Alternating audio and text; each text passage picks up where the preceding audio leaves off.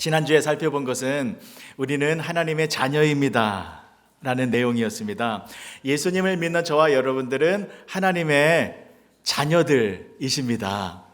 그런데 우리가 하나님의 자녀가 되어진 이유는 하나님께서 저와 여러분들에게 사랑을 베풀어 주셨기 때문입니다. 자, 요한일서 3장 1절의 말씀이요. 보라, 아버지께서 어떠한 사랑을 우리에게 베푸사 하나님의 자녀라 일컬음을 받게 하셨는가. 우리가 그러하도다. 그러므로 세상이 우리를 알지 못함은 그를 알지 못함이라.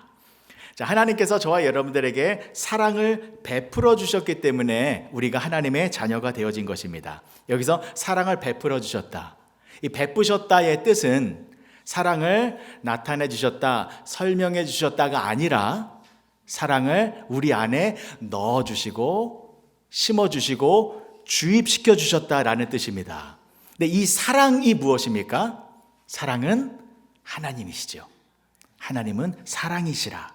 그래서 하나님께서 사랑을 우리들에게 베풀어 주시고 넣어 주시고 주입시켜 주셨다라는 것은 하나님이 우리 안으로 들어오셨다라는 것입니다.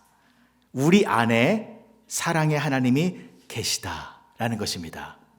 요한일서 4장 16절의 말씀이요. 하나님이 우리를 사랑하시는 사랑을 우리가 알고 믿었노니 하나님은 사랑이시라.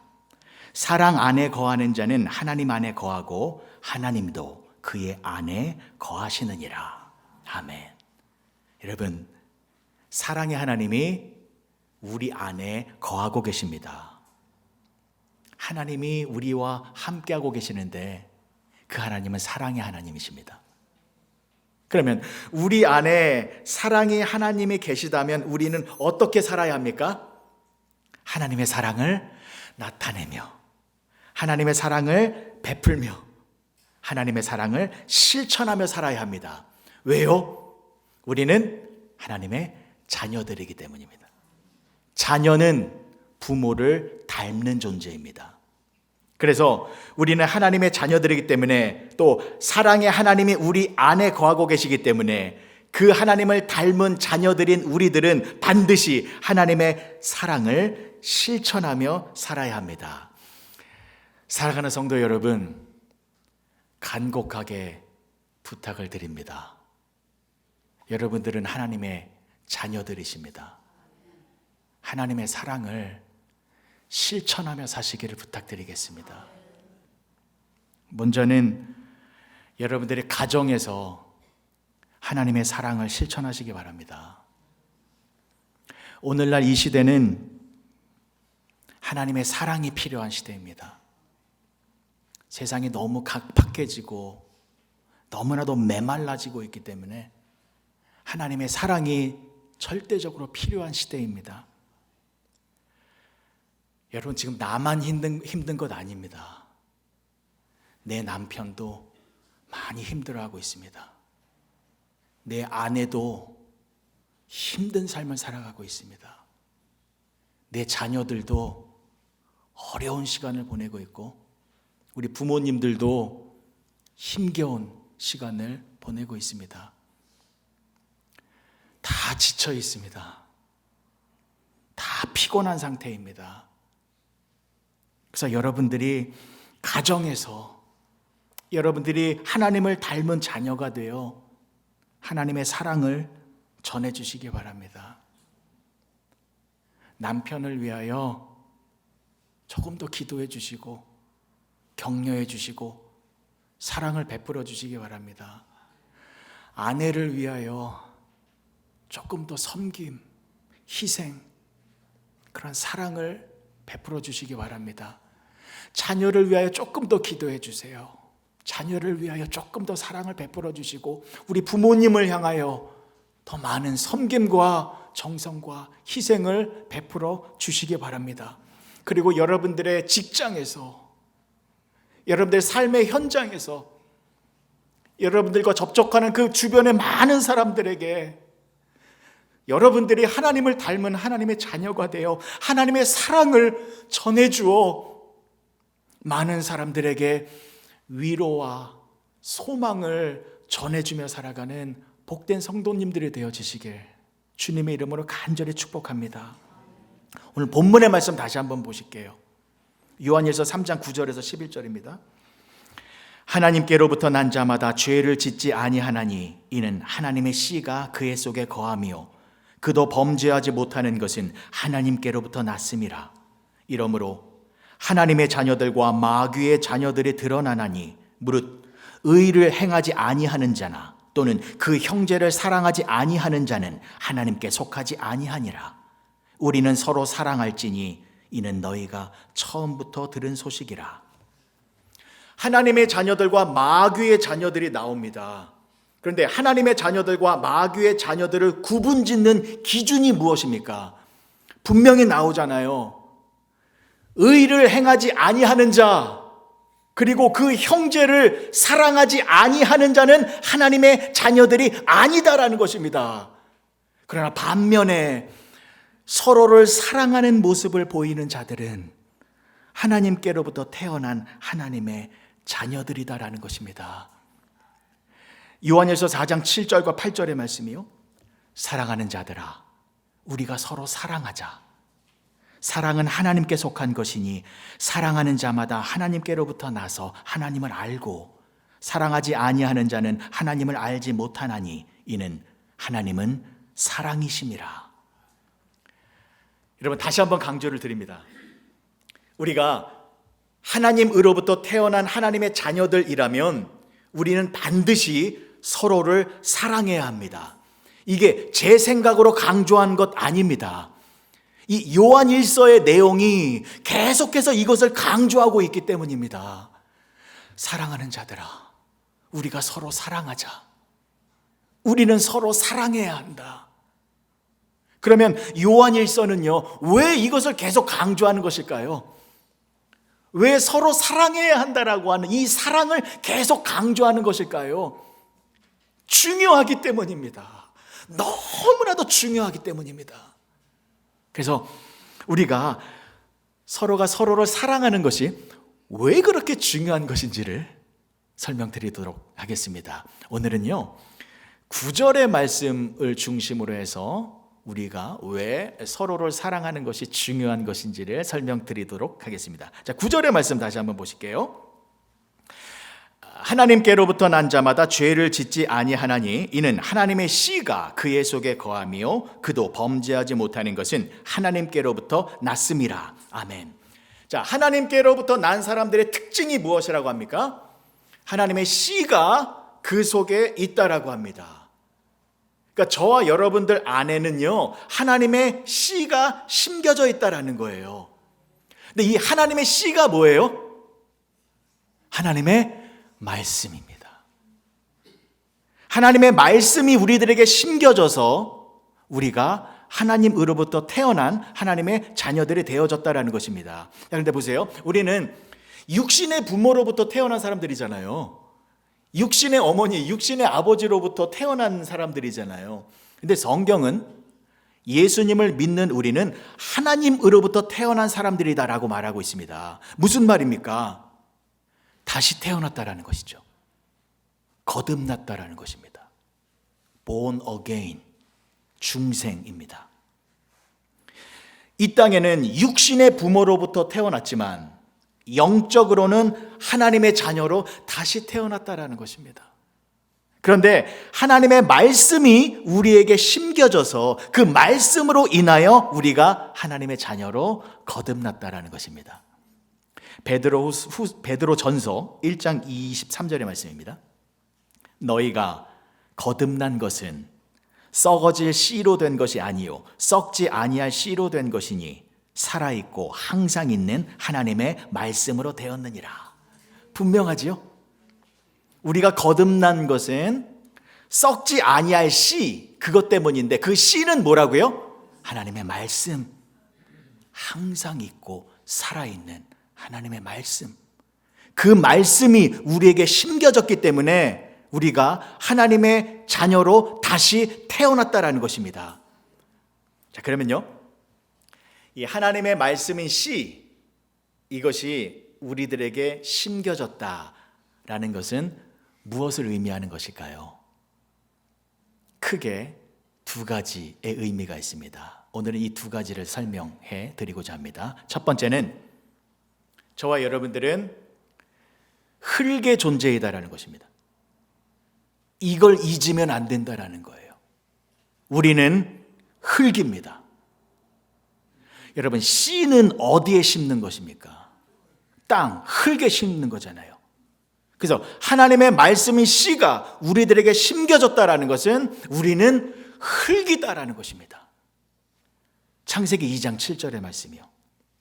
여호와 하나님이 땅의 흙으로 사람을 지으시고 생기를 그 코에 불어넣으시니 사람이 생명이 되니라. 분명하지요? 우리는 흙입니다. 이거 잊지 마십시오. 그리고 두 번째, 하나님의 말씀의 씨가 우리들에게 심겨졌다라는 것은요, 저와 여러분들의 인생이 고단하고 환난과 역경이 가득한 고난의 인생이 될 것이다 라는 것입니다. 저와 여러분들의 인생이 어려움의 시간을 보내게 될 것이다 라는 거예요. 그러나 너무 겁먹지 마십시오. 그것이 축복입니다. 고난이 내게 유익이라 라는 말씀처럼 고난과 환난이 우리들에게 유익이 되기 때문입니다. 왜 그런지 설명을 드리겠습니다. 자, 공관복음서에 보면 예수님께서 씨 뿌리는 자의 비유를 말씀해 주셨습니다. 누가복음의 말씀으로 보실게요. 누가복음 8장 5절에서 8절까지의 말씀 보십니다. 씨를 뿌리는 자가 그 씨를 뿌리러 나가서 뿌릴새 더러는 길가에 떨어짐에 밟히며 공중의 새들이 먹어버렸고 더러는 바위 위에 떨어짐에 싹이 났다가 습기가 없으므로 말랐고 더러는 가시떨기 속에 떨어짐에 가시가 함께 자라서 기운을 막았고 더러는 좋은 땅에 떨어짐에 나서 100배의 결실을 하였느니라. 이 말씀을 하시고 외치시되 들을 귀 있는 자들은 들을지어다. 예수님께서 이 말씀을 마치시고 외치셨대요. 들을 귀 있는 자는 들을지어다. 외치셨대요. 왜 외치셨을까요? 너무 중요하니까. 이 내용은 꼭 알아야 한다라는 의미 아니겠습니까? 보십시오. 씨 뿌리는 자가 씨를 뿌리러 나갔는데 그 씨가 더러는 길가에 떨어지고 더러는 돌짝밭에 떨어지고 더러는 가시덤불에 떨어지고 더러는 옥토밭에 뿌려졌다라는 것입니다. 그런데 이상한 점이 있지요. 전번에도 한번 말씀드렸습니다만 왜 이 씨 뿌리는 사람은 그 귀한 씨를 좋은 땅에만 뿌리지 않고 길가에도 뿌리고 돌밭에도 뿌리고 가시덤불에도 뿌렸을까요? 영어 성경에 보면 이 씨 뿌리는 사람을 farmer라고 표현하고 있습니다. farmer, 농부잖아요. 그러니까 이 씨 뿌리는 사람은 초보자가 아니에요. 농부이기 때문에 씨를 어디에 뿌려야 씨가 잘 자라고 풍성한 열매를 맺는지를 잘 알고 있는 전문가였습니다. 근데 왜 이 농부는 좋은 땅에만 씨를 뿌리는 것이 아니라 길가에도 뿌리고 돌밭에도 뿌리고 가시덤불에도 씨를 뿌렸을까요? 두 가지의 이유가 있습니다.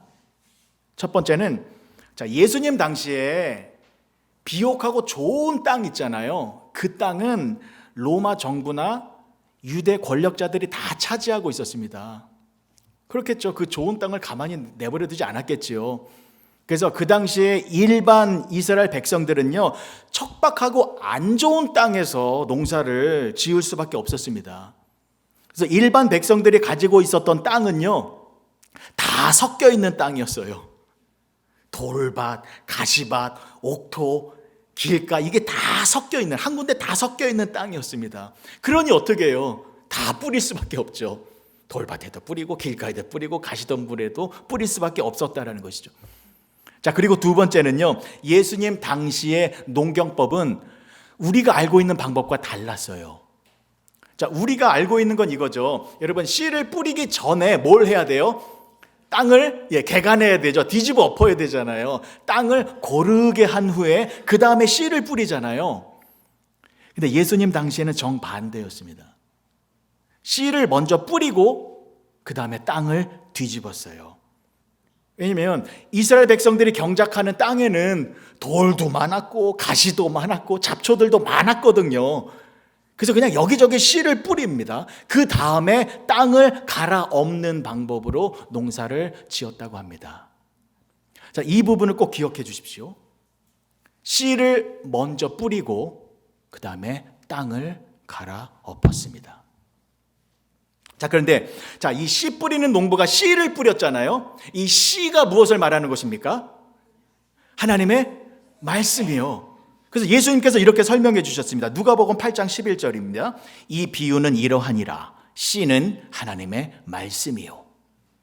그러니까 씨 뿌리는 자가 씨를 뿌렸다라는 것은 하나님의 말씀을 뿌렸다라는 것입니다. 그럼 보세요. 하나님의 말씀은 누가 뿌릴 수 있습니까? 하나님만 뿌릴 수 있는 거죠. 하나님의 말씀은, 당신의 말씀을 하나님만이 선포하고 뿌릴 수 있는 거잖아요. 그러니까 이 씨 뿌리는 농부는 누구예요? 하나님이십니다. 그래서 예수님께서도 이렇게 말씀해 주셨죠. 요한복음 15장 1절이요. 나는 참 포도나무요 내 아버지는 농부라. 우리 아버지 하나님은 농부이십니다. 자, 그래서 보세요. 자, 이 비유의 내용은 이런 거예요. 농부이신 하나님께서 말씀의 씨앗을 뿌리시는데 그 말씀의 씨를 어디에 뿌리시는 것입니까? 우리에게. 왜요? 우리가 흙이니까. 그래서 하나님의 말씀의 씨앗을 우리에게, 우리가 땅이고 흙이니까 우리에게 뿌려주신다라는 거예요. 자, 그런데 감사한 것이 무엇입니까? 농부가 씨를 뿌릴 때에 옥토밭에만 뿌린 것이 아니라 길가에도 뿌리고 돌짝밭에도 뿌리고 가시덤불에도 그 씨를 뿌렸다라는 것입니다. 이게 왜 감사한 것입니까? 이 세 가지의 상태가 우리 안에도 있기 때문입니다. 이스라엘 백성들이 가지고 있던 그 땅이 길가, 돌밭, 가시덤불이 다 섞여 있었던 것처럼 하나님의 백성들인 우리들 안에도 그 모든 것이 다 섞여 있기 때문입니다. 여러분, 길가의 모습이 뭐예요? 하나님의 말씀이 떨어졌는데 새가 와서 먹어버려서 그 말씀이 내 안으로 들어오지 못했다라는 거예요. 우리도 그렇잖아요. 주일날에 이렇게 예배를 드리고 있습니다만 전날 토요일 밤 저녁까지 일을 하고 이게 주일날에 예배 드리러 오시면 어떤 현상이 일어납니까? 설교 시간에 나도 모르게 졸립죠. 이게 어쩔 수 없어요. 그죠? 한 목사가 아무리 크게 소리를 지르며 설교를 해도 자장가로 들리죠. 잠이 더 잘 오죠. 그럴 때는 피곤하면 어쩔 수 없어요. 그러니까 말씀의 귀로는 들리지만 내 안으로 들어오지 못할 때가 우리도 있습니다. 돌밭은 무슨 상태입니까?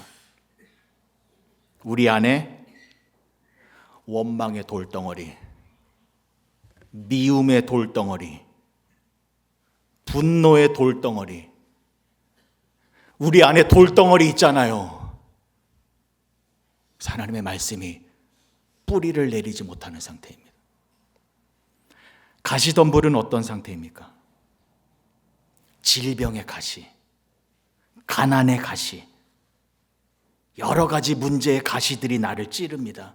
그래서 세상 근심, 걱정, 염려 때문에 하나님의 말씀이 결실을 하지 못하는 상태입니다. 다 있죠, 우리 안에. 그런데 보세요. 씨 뿌리는 농부는요, 씨를 길가에도 뿌렸고 돌밭에도 뿌렸고 가시덤불에도 뿌렸습니다. 씨를 먼저 뿌렸습니다. 그 다음에 어떻게 했다고요? 땅을 갈아엎었습니다. 왜요? 옥토로 만들기 위하여, 좋은 땅으로 만들기 위하여. 옥토로 만들어야 뿌려진 씨앗이 열매를 맺을 수 있기 때문입니다. 마찬가지로 농부이신 하나님은 저와 여러분들에게 말씀의 씨앗을 뿌려주십니다. 그런데 우리가 옥토밭의 상태에 있을 때에만 말씀을 뿌려주시는 게 아니에요. 우리가 가끔 그런 상태에 있어요. 옥토밭의 상태에 있을 때도 있잖아요. 막 성령 충만해서 은혜가 넘치고 감사가 넘치고 기쁨이 넘쳐서 하나님의 말씀을 들으면 정말 그 말씀이 꿀송이보다 더 달게 느껴져서 말씀이 내 안으로 막 들어오는 그때 그런 상태 있잖아요. 그러나 그때는 그런 상태는 잠시뿐이고 길가의 상태, 돌밭의 상태, 가시덤불의 상태, 정말 형편없는 상태, 죄 짓고 있는 상태, 너무나도 추악하고 더러운 상태, 그러한 상태에 있을 때에도 하나님은 변함없이 우리들에게 말씀의 씨앗을 뿌려주신다라는 것입니다. 말씀을 뿌려주세요. 그리고 어떻게 하십니까? 우리를 갈아엎으십니다. 열매를 맺기 위하여 갈아엎으십니다.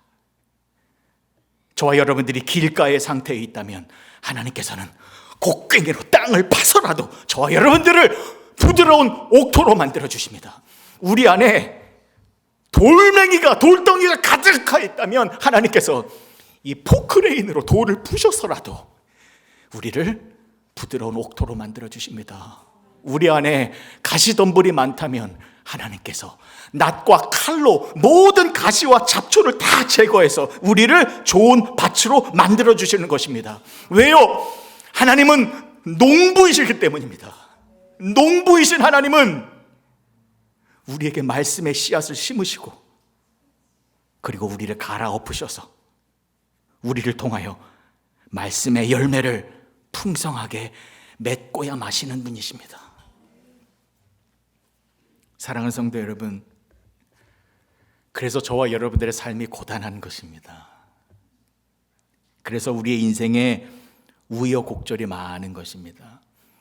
왜냐하면 우리는 흙이기 때문입니다.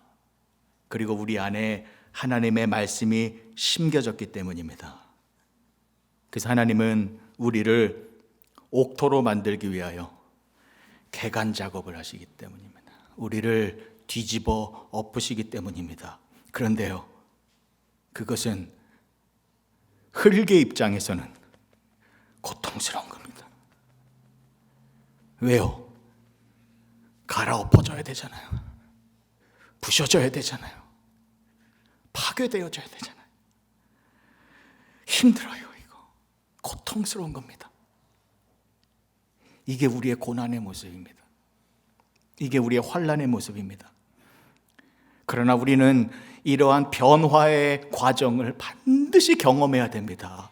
우리가 옥토로 변화되어지는 이 과정이 축복의 과정이기 때문에 우리는 반드시 좋은 땅으로 변화되어야 우리가 하나님의 말씀을 열매 맺을 수 있게 되는 것입니다. 그러니 여러분, 조금만 더 인내하십시오. 조금만 더 견디십시오. 지금 여러분들이 많은 어려움의 문제로 힘든 상황 속에 있다면 지금 여러분들은 좋은 땅으로 변화되어지고 있는 과정입니다. 반드시 우리는 좋은 땅으로 변화되어져서 하나님의 말씀, 하나님의 뜻을 이루는 영광의 열매를 나타내게 될 것입니다. 요셉을 보십시오. 아버지 야곱으로부터 사랑을 독차지하며 채색 옷을 입고 행복한 일상을 보내고 있었습니다. 그러던 어느 날 요셉이 꿈을 꾸었지요. 나중에 애굽의 총리가 될 것을 의미하는 꿈을 꾸었습니다. 그것은 하나님의 뜻, 하나님의 말씀이 요셉에게 심기어진 것입니다. 그랬더니 어떻게 되었습니까? 땅갈이가 시작되었죠. 요셉의 인생이 뒤집어지기 시작했습니다. 환난과 고난의 땅갈이가 계속되었습니다. 형들에 의하여 애굽으로 종으로 팔려갔습니다. 하루아침에 채색 옷이 벗겨지고 노예의 옷을 입게 되었습니다. 귀공자에서 노예로 인생이 뒤집어졌습니다. 보디발의 집에서 노예로 있었는데 보디발의 아내가 유혹했지요. 넘어가지 않았습니다. 범죄를 저지르지 않았습니다. 그러나 그것이 빌미가 되어 오히려 누명을 쓰고 감옥에 갇히게 되었습니다. 이번에는 노예의 옷을 벗고 죄수의 옷을 입게 되었습니다. 노예에서 또 죄수로 삶이 뒤집어진 것입니다. 이처럼 요셉의 인생은 하나님의 뜻, 하나님의 말씀이 임하자 인생이 계속해서 갈아엎어지는 땅갈이의 고난을 경험해야만 했습니다. 그런데 그 과정을 통하여서 결국에는 어떻게 되어졌습니까? 하나님의 뜻이 이루어졌습니다.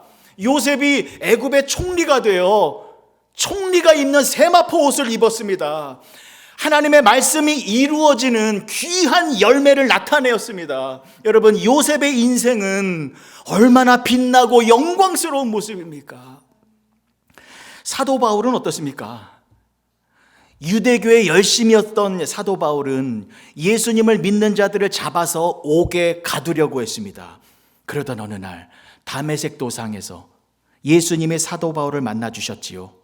그리고 이방인을 향한 복음 증거자로 삼으시겠다라는 하나님의 뜻, 하나님의 계획, 하나님의 말씀이 사도 바울에게 심기어졌습니다. 그 이후로 사도 바울의 인생이 어떻게 되셨습니까? 또 땅가리가 시작됩니다. 하나님의 말씀의 그 열매를 맺기 위하여 바울의 인생도 고난의 연속이 되어졌습니다. 고린도 후서 11장을 보시면 40에 하나 감한매를 5번 맞았고 3번 태장으로 맞았고 1번 돌에 맞아 죽을 뻔하였고 3번 파선하였고 일주일을 바다에서 먹지 못하며 지냈고 강의 위험과 강도의 위험과 동족의 위험과 이방인의 위험과 시내의 위험과 바다의 위험과 거짓 형제의 위험을 당했고 수고하고 애쓰고 여러 번 자지도 못했고 줄이고 목마르고 굶고 춥고 헐벗었었습니다. 이처럼 사도 바울은 일평생을 땅이 갈아엎어지는 고난의 연속인 시간을 보내었습니다. 근데 여러분, 우리가 잘 알고 있다시피 사도 바울이 누구입니까? 이 세상 그 누구보다 하나님의 말씀의 열매를 풍성하게 맺은 사람 아닙니까? 사도 바울은 그의 일생을 통하여서 하나님의 살아계심과 예수님의 구원자 되심의 복음을 만방에 알렸습니다. 그리고 소아시아와 유럽의 교회를 세웠고 그 교회의 생명이 지금까지 오늘날까지 이어져 내려오고 있습니다. 사도 바울의 인생 또한 얼마나 아름다운 인생을 산 것입니까? 사랑하는 성도 여러분, 그러나 이것은 비단 요셉과 사도 바울만의 이야기가 아닙니다. 이것은 하나님의 자녀들에게 동일하게 적용되어지는 것입니다. 하나님은 지금도 변함없이 여러분들에게 하나님의 말씀의 씨앗을 뿌려주고 계십니다. 그리고 그 말씀의 열매를 맺기 위하여 여러분들의 인생을 뒤집고 계십니다. 변화시키고 계십니다. 여러분, 우리들에게 뿌려진 이 하나님의 말씀은 무엇입니까?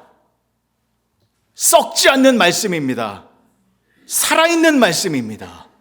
생명의 말씀입니다. 하나님의 말씀은 천지를 창조한 말씀이고 죽은 자를 살리는 생명의 말씀입니다. 그래서 이 하나님의 말씀이 우리들에게 뿌려지면 이 말씀이 사라질 수 있습니까? 이 말씀이 죽을 수 있습니까? 아니요. 하나님의 말씀은 살아있는 말씀이기 때문에 반드시 열매를 맺을 수밖에 없습니다. 그러면 문제는 무엇입니까? 흙인 우리가 바뀌어야 된다는 것입니다. 우리가 바뀌는 것이 중요하다는 것입니다. 그런데 보십시오. 우리는 우리 스스로 옥토밭으로 변화될 수 없습니다. 길가가 스스로 옥토밭이 될 수 있습니까? 돌밭이 스스로 옥토밭이 될 수 있습니까? 가시덤불이 스스로 옥토밭이 될 수 있습니까? 안 되죠. 누가 필요합니까? 농부가 필요합니다. 그래서 하나님이 농부가 되셔서 길가인 우리들, 돌밭인 우리들, 가시덤불인 우리들을 하나님께서 갈아 엎으시고 개간하셔서 우리를 옥토밭으로 만드신 후에 반드시 하나님의 말씀의 열매를 맺게 만드신다라는 것입니다. 사랑하는 성도 여러분, 혹시 지금 무서운 질병에 걸리셔서 내 인생이 뒤집어진 것 같습니까? 혹시 지금 사업에 어려움이 생겨서 내 인생이 무너진 것 같습니까? 혹시 지금 원하지 않는 문제가 생겨서 내 인생이 깨진 것 같습니까? 여러분, 좌절하지 마십시오. 여러분, 포기하지 마십시오. 그리고 나에게 그렇게 문제가 생겼을 때에 누구를 원망해서도 안 됩니다. 저 사람 때문에 내가 이렇게 된 거야. 저 사람 때문에 내가 병든 거야. 저 사람 때문에 내가 이렇게 힘든 생활을 하고 있는 거야. 여러분, 누구를 원망하지 마시기 바랍니다. 하나님의 자녀들인 저와 여러분들이 인생에 큰 문제가 생겨서 삶이 뒤집어지는 것은요, 누구 때문이 아니라 내가 지금 좋은 땅으로 변화되어지고 있는 축복의 과정이다라는 것을 잊지 마시기 바랍니다. 그런데 힘들 거예요. 예, 여러분 많이 아플 거예요. 괴로울 겁니다. 그래서 제가 쉽게 말씀드리지 않습니다. 우리가 남들이 고난당하는 걸 보면 하나님이 저분을 통하여 하나님의 뜻을 이루겠구나라고 쉽게 생각하지요. 그러나 그 고난을 내가 당하면, 그 아픔을 내가 경험하면요, 아무 생각 안 나요. 너무 힘들고 괴로워서 원망이 나와요. 분노가 나와요. 미움의 표현이 나올 수 있어요. 그러나 그때 꼭 기억하시기 바랍니다. 우리는 하나님의 자녀들입니다. 이 과정을 통하여 우리는 반드시 하나님의 말씀을 열매 맺게 될 것입니다. 그래서 여러분, 저와 여러분들이 땅가리를 통하여 환난과 괴로움을 겪고 있을 때, 그때 우리들에게 필요한 사람이 누구입니까? 하나님의 사랑을 전해줄 수 있는 하나님의 자녀들이 필요합니다. 왜요? 내가 환난과 어려움을 당하고 있을 때, 그때 세상 사람들은 나에게 무슨 말을 합니까? 세상 사람들은 내가 왜 어려움을 겪고 있는지 이해를 합니까? 세상 사람들은 이러죠. 너 예수 믿어서 그런 거라고. 너 신앙생활에서 그렇게 어려움을 당하는 거라고. 그러면서 조롱하고 손가락질하고 비웃습니다. 우리가 예수님 잘 믿고 신앙생활 잘 하는데도 불구하고 병에 걸렸어요. 그러면 세상 사람들이 뭐라 그럽니까? 예수 믿어도 별거 없네. 너 그럴 줄 알았어. 이럽니다. 근데 여러분, 우리는 알잖아요. 하나님의 자녀들인 우리는 알잖아요. 하나님의 성도가 지금 환난과 어려움을 당하고 있는 것은 파멸과 절망을 위한 것이 아니라 우리가 옥토로 변화되어지는 과정이다라는 것을 우리는 알잖아요. 그래서 우리가 서로를 위로해주고 격려해주고 보호해주고 사랑을 베풀어 주어야 한다는 것입니다. 내 옆에 있는 형제 자매가 어려움을 겪고 있는데 외면하면 안 됩니다. 모른 척하면 안 돼요. 우리가 기도해 줘야 합니다. 우리가 손을 잡아 주어야 하고 우리가 힘을 모아야 하는 것입니다. 여러분, 우리는 하나님의 자녀들이에요. 우리 안에 하나님의 말씀의 씨가 심겨져 있습니다. 그래서 저와 여러분들의 인생은 계속 땅이 뒤집어질 거예요. 옥토로 변화되는 그 과정을 계속해서 경험하게 될 것입니다. 그래서 여러분, 지금 나만 힘든 것 아니에요. 여기 모여있는 모든 성도님들이요, 각자 저마다의 문제를 가지고 다 힘들어하고 있습니다. 다 옥토로 변화되는 과정 속에서 어려움을 겪고 있다는 것입니다. 정말입니다. 여기 계신 어느 분은요, 지금 원치 않는 질병 때문에 땅이 뒤집어지고 계십니다. 어떤 분은 정말 사업의 어려움 때문에